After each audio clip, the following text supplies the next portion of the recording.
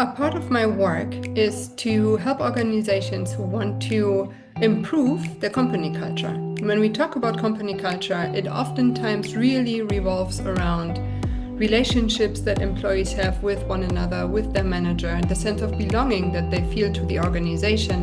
And the centerpiece of that is communication, internal communication, how communication flows, what you communicate, and how often you communicate it.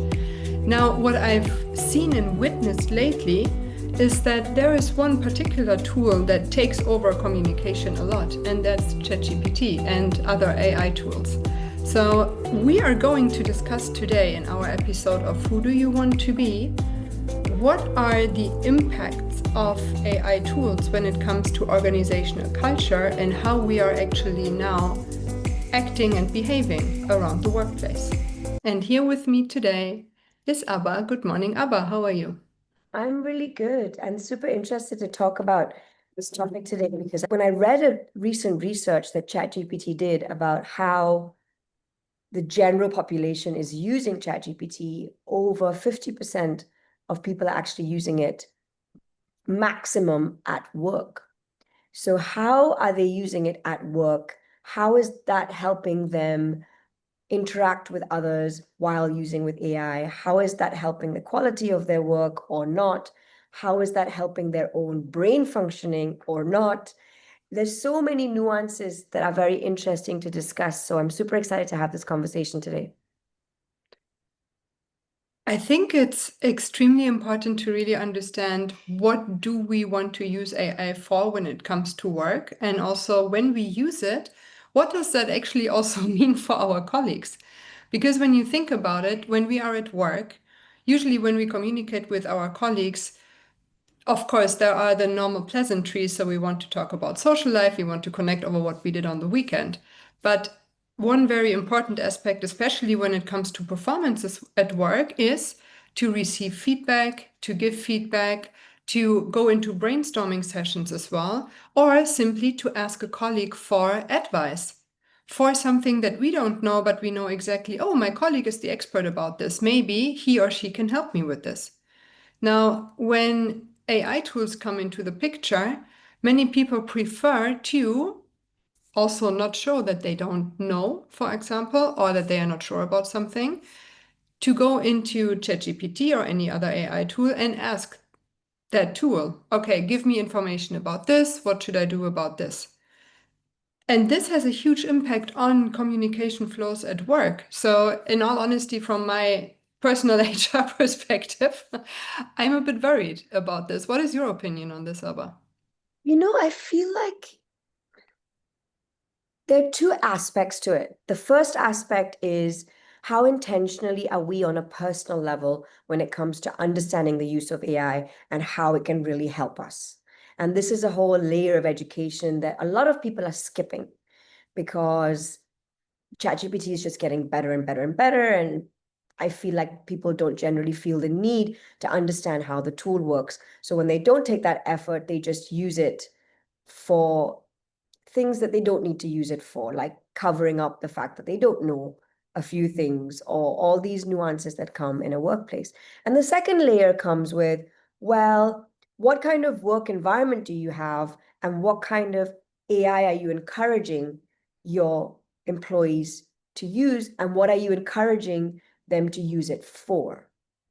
And I feel like these two things are not really in place across industries and in general, right? Because obviously it's all very new. Everyone's really starting to use it quite formally only now.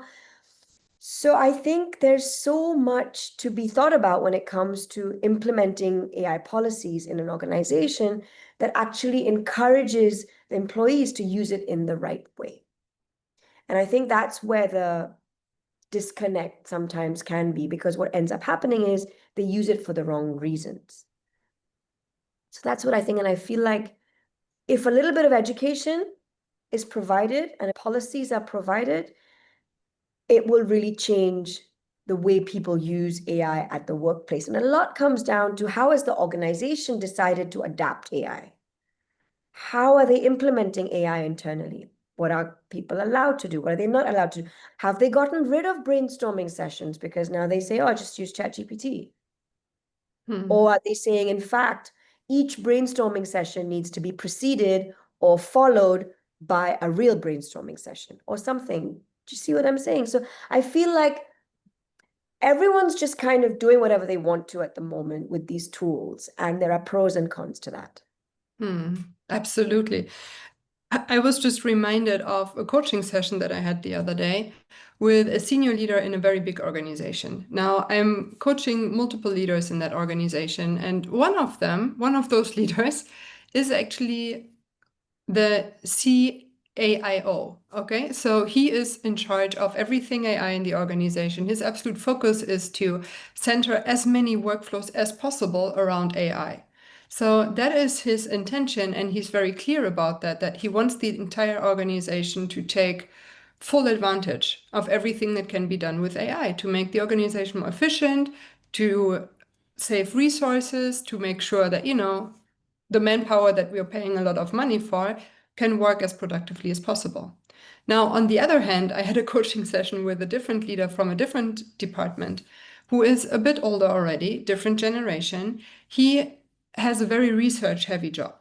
And the way that he does research is really to look at multiple sources for different information and then bring everything together by himself, by thinking about it critically, by bringing in his experience and his viewpoint. Now, he was asking one of his more junior team members to help him with the research and gave that team member the same goal of research that he himself worked on simultaneously.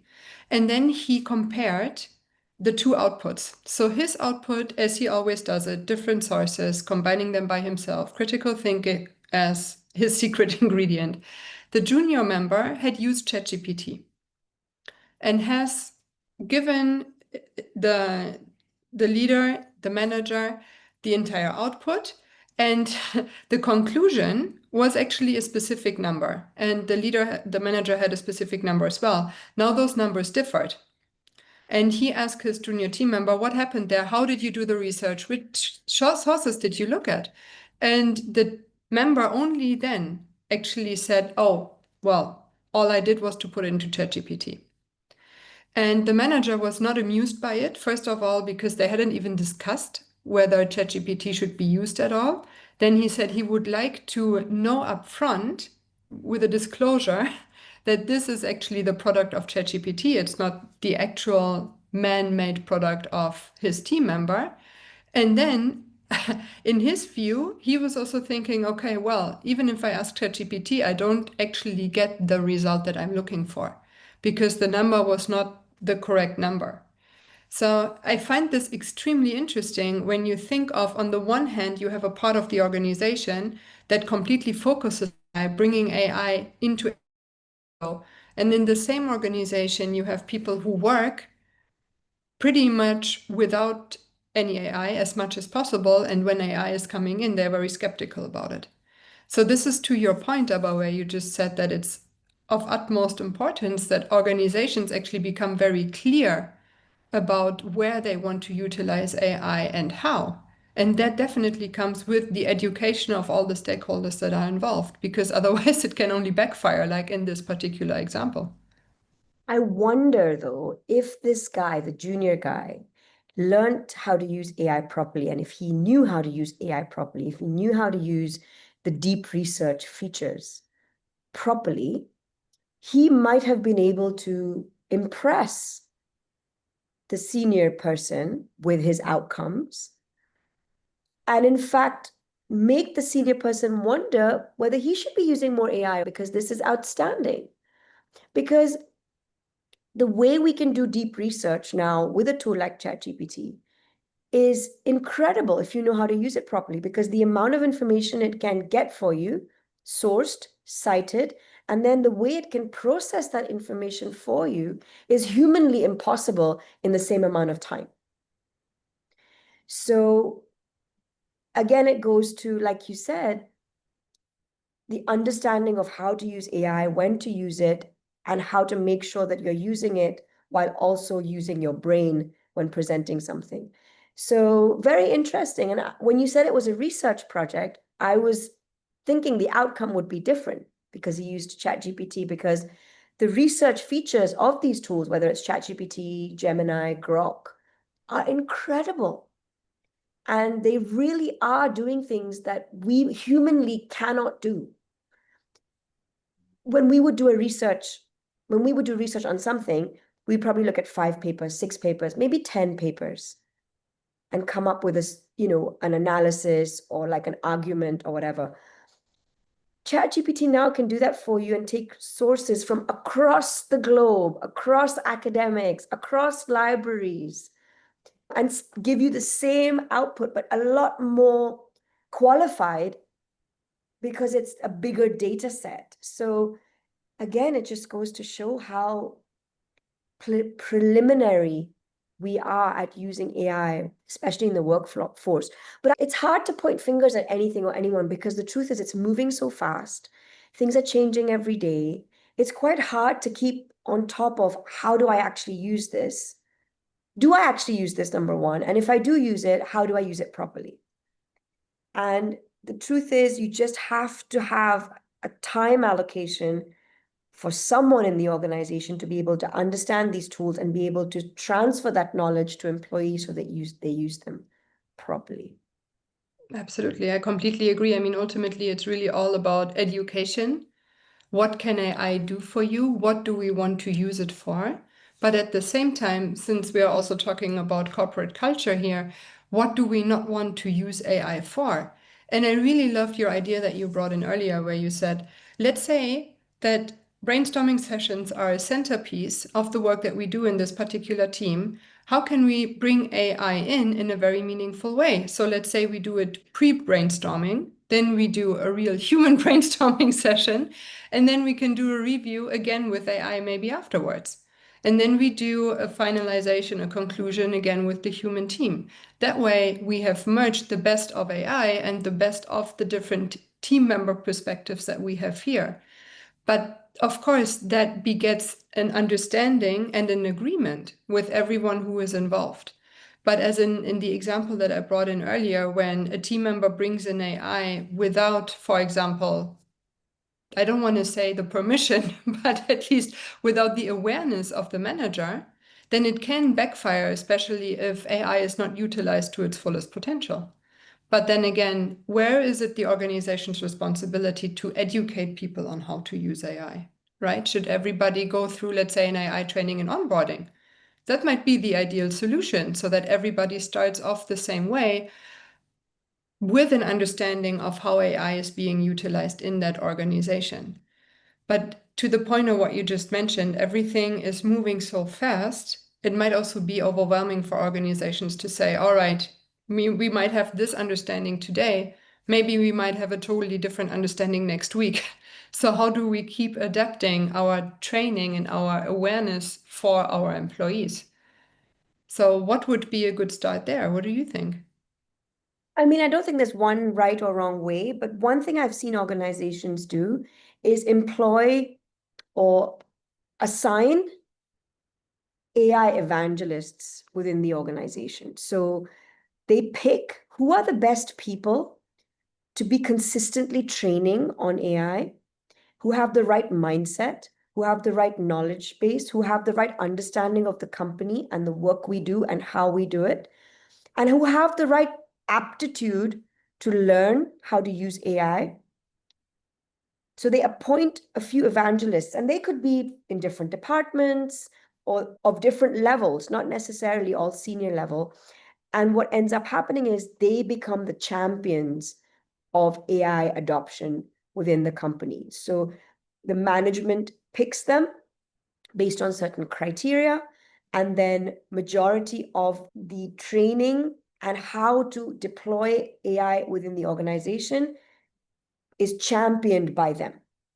And they are kind of the custodians of making sure that their team or their department is properly using these tools as per certain guidelines, boundaries, policies that the company wants to implement. So, for example, in this case of brainstorming, this evangelist or this team of evangelists will be told that we want your team to use AI for brainstorming, but it has to be followed by a physical meeting where you discuss the outputs that you've got from AI.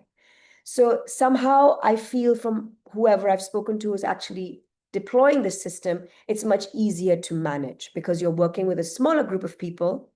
And these people don't have to be IT people or tech people or anything. They just need to have the right mindset, and a mindset that complies with the mindset, the AI mindset that the company wants to deploy. So that I feel is quite a good way to implement. Because again, if you give that role to an AI skeptic who's not open to actually embracing all the technologies, either you have to do some work with that person and make sure they shift their mindset before they are appointed this role, because it could be healthy appointing an AI skeptic in a way, because he will be flagging things that we shouldn't be using AI for. But then there's a fine line, because that person still needs to be AI positive. Like, they still need to want to use AI in the right way, rather than completely dispel it and say this is not something we need to be using. Mhm. So that's maybe one way. And I think as AI is being employed in organizations, everyone will find their own way. And I don't think there's one way to do things, because every organization is so different. The culture is different. The way they operate is different. What they want to use AI for is different. The tools they're using is different. Like, there are so many nuances. But like you said, education, taking the time to actually understand, okay, how do we as an organization want to use AI? This is the key step. And this is not a 1 hour conversation. This is let's look at everything we're doing. Where does AI come in? How is this really helping us? And that is a conversation that I feel like maybe organizations are not having enough of. Mhm. Because also, what I also see happening, and maybe you've seen this in your experience as well, they hire somebody to come in and deploy AI in the organization, which is great because these people have the expertise and they know how to put workflows in place and they know how to help implement AI into an organization, but they don't know the organization. They just know the implementation of AI in systems. They don't know the culture of the organization or the policies of the organization or how they want stuff done or where they should be doing. So it's really a combination of AI expertise, if you can call it that, and work culture intertwined with clear results of what you want to achieve with AI. Mhm. Absolutely. I really like the idea of that AI evangelist. I think it's fantastic, especially if you bring in someone who is internal, someone who understands the culture. And I believe that also if you have someone, as you said, like a custodian who just keeps looking at the dynamics and can probably make a tweak here and there when they see, okay, probably this is not happening to our advantage or this is not developing the way that we would want it, they would be aware of it and they could make changes. I think one of the very peculiar things about AI is that even though it might be implemented from a work perspective, it's a tool that we will also use on a personal basis. So unlike any other, work software, we would also use it in our free time and we would get more and more used to using it whenever we would want to. So this is where it might get a bit complicated to actually have rules and regulations around the workplace simply because AI starts to merge with personal and work interests. And one of the things that I find a bit alarming as well is when we look at some of our employees who will be working remotely because, for example, they are based in a different country or because they do home office most of the time, it's very, very important to be aware of how little communication they will be having with colleagues when they will be using AI as their main point for receiving feedback, for brainstorming, for generating ideas, for finding any information that they are looking for.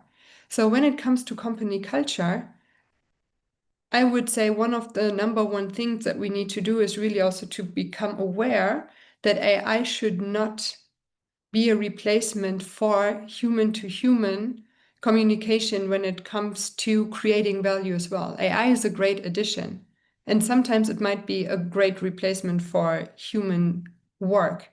But when it comes to communication, when it comes to culture related exchanges of information and everything else, that's where we need to be very, very, very, and to really make sure, okay, this is where AI should not be our number one go-to tool. Absolutely, because what can end up happening if this is not actively implemented is that you really start working in a very isolated way and you start working in a silo, which is something you don't want in an organization, especially if you're working in teams. And it's very easy to fall into that. I'm just going to get this on my own. I'm just going to work by myself and get this done. It's much faster. It's going to save me time. It's going to save me energy. But then you're missing the entire value add of your peers and everything that comes with that communication. So when you're using AI in an organization at your work, whether it's for your personal use or work tasks, again, it comes down to being very intentional about how you're using it, whether your organization has a policy or not, whether your organization has implemented this inside your company or not. You need to really spend time and educate yourself. And this is something we say throughout in this podcast. And if your company is not having these conversations with you, maybe you can choose to have them with your organization, with your manager, with your team lead. There is no harm having these conversations of how we can all better use AI for our work and for our human relationships within the organization. If you feel scared to have this conversation with your peers or with your lead about using AI, then obviously your organization has more internal work to be done when it comes to embracing new technology, because we shouldn't be fearing using it. We just have to know how to use it properly so that we get the most out of our work life and of the fact that we work in a team and that we can be productive and add the value we are hired to add. So we hope that gives you some kind of idea of where you need to move when it comes to using AI at your workplace. And don't be afraid to have that conversation, because we are entering a time where we need to have this conversation no matter how we're using AI and where we're using it more than ever. So thank you for listening, and we'll see you again next week.